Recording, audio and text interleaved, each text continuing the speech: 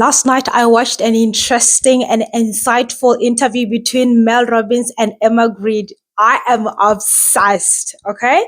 And I decided that I should share just 7 lessons that I've learned from watching that video. What makes Emma Grede relatable is that she's a mom of 4. She was raised by a single mom. She dropped out of school when she was 17. She's dyslexic, yet that doesn't keep her from becoming a CEO and a co-founder to multi-billion dollar businesses like Good America, Skims, and Safely. And she is also a judge on Shark Tank. She's also a chairwoman to a NGO that promotes Black businesses. And last but not least, she's also a podcast host. Her new recently started podcast is called Aspire with Emma Grede.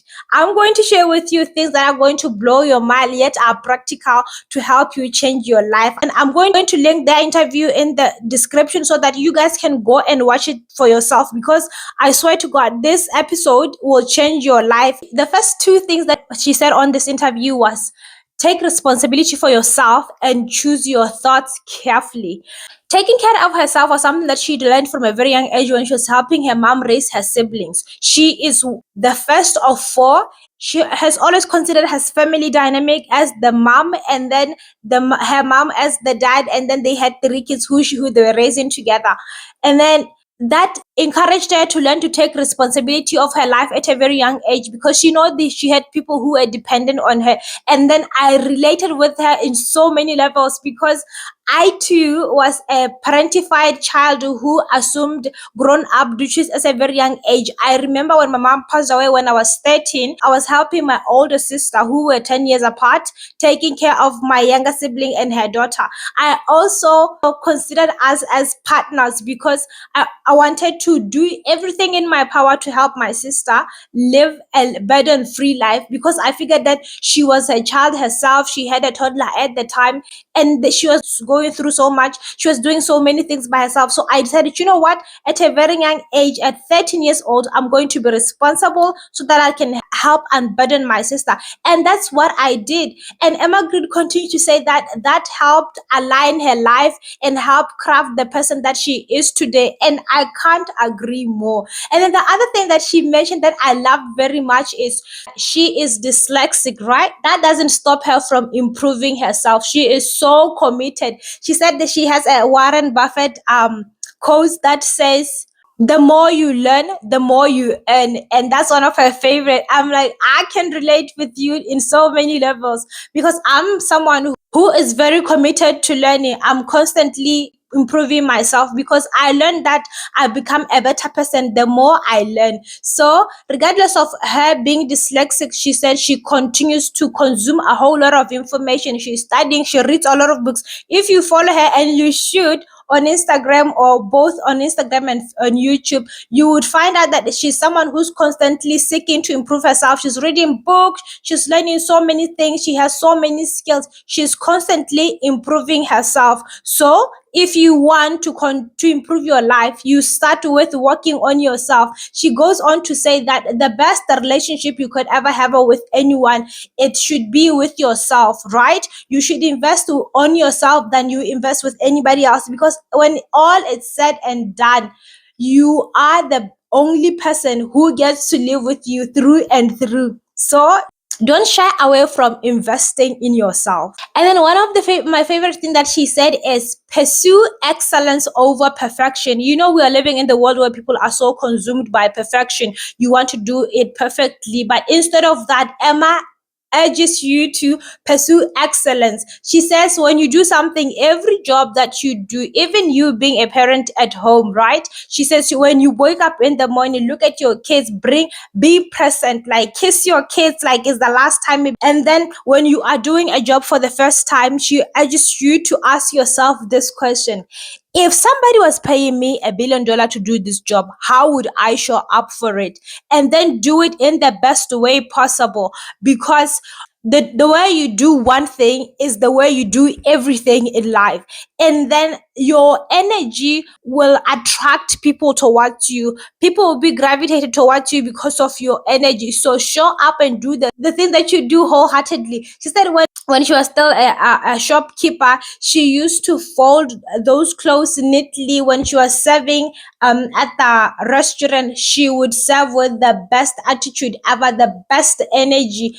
And that helped her. People were attracted to her for the energy that she brought through. And I know one lady who's like that. Kiki Palmer is one of those women who are so energetic, who are so lively. She does everything with all she has, and she has come so far. So it's without a doubt, just like Emma's track record shows, that when you show up and do everything wholeheartedly with your whole being, with your whole energy, doors can continue to open for you, right?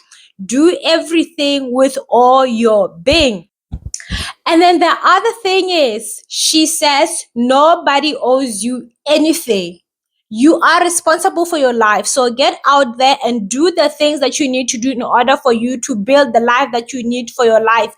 You may have experienced certain things in life, and this I related to a deeper level. She was like, some people have some things to be upset about, but that doesn't mean that you should move around with the anger, with the resentment, because nobody owes you anything. You may have grown up poor, you may not have all the resources as the other kids in your class or the other kids in your community, but still nobody owes you anything. Only you have the power to change your life. So how do you get out of this trap of walking around like the world owes you anything? You first start by accepting this is your reality. Okay, this happened to me. For example, my mom died when I was 13. I was like, this happened to me. It's not easy. It happened to me.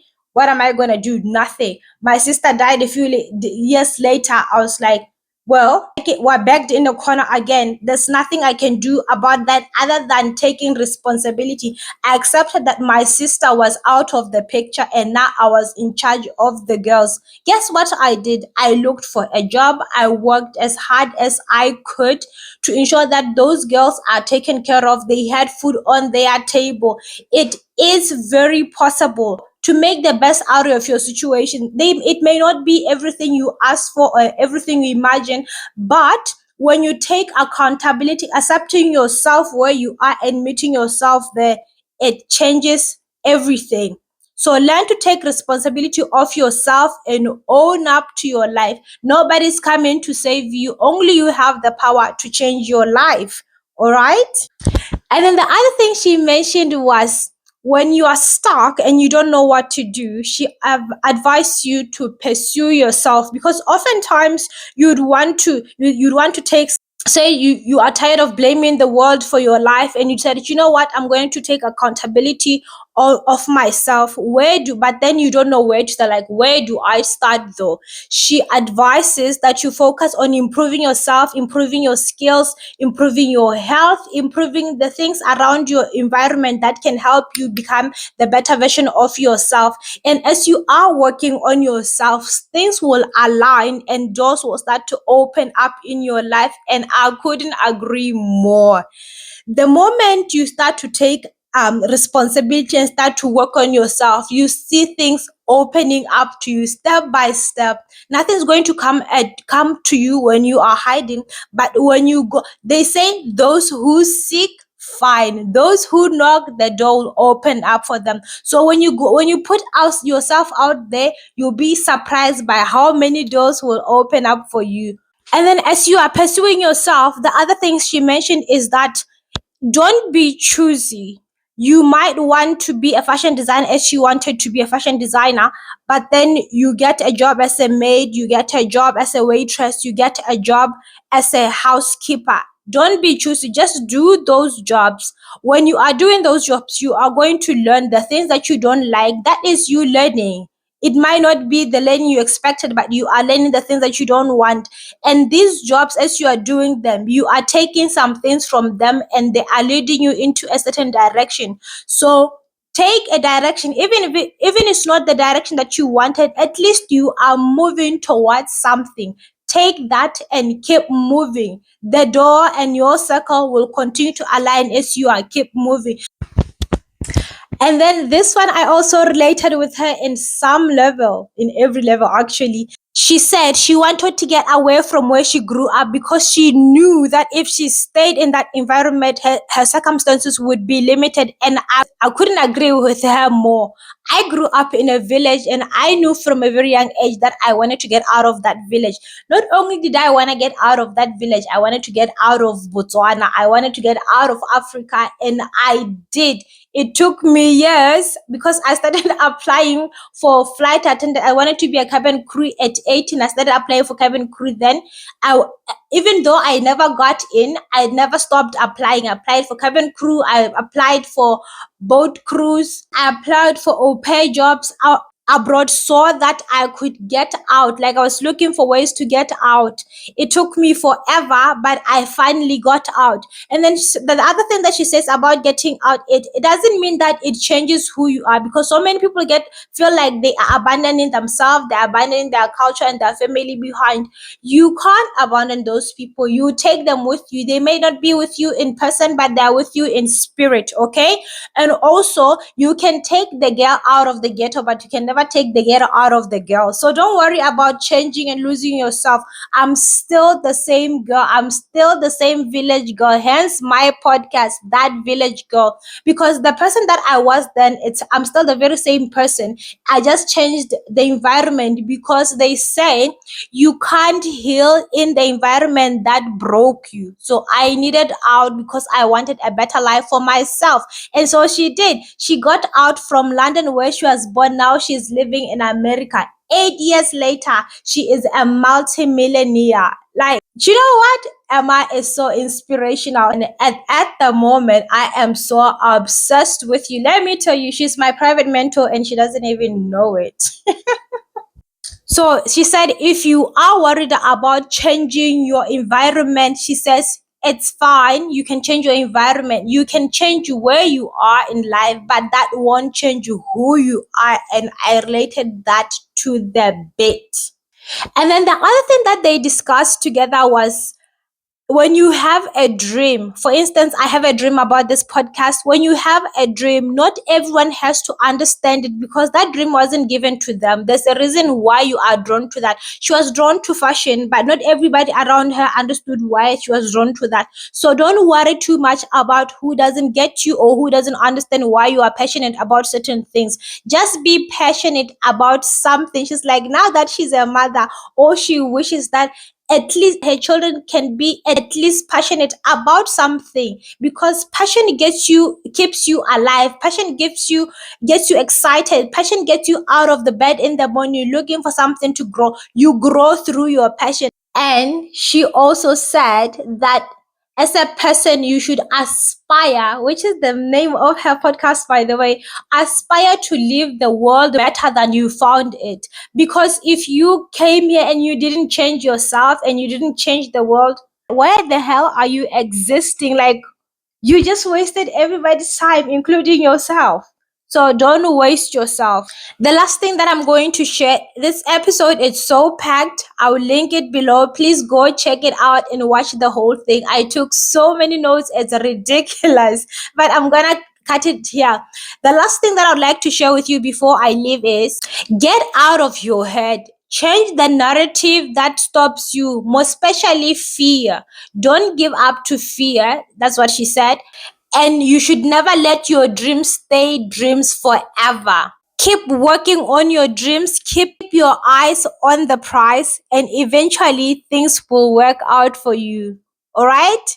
Good things comes to those who wait. Thank you guys for watching this one. Share this with a friend. Share this with someone that you truly like, because this could change their lives. You want to be that person who would have invested on or urged them in a direction that helped them. This is the motivation that you need to finish 2025 on a high note. Otherwise, guys, I'll see you tomorrow. Bye.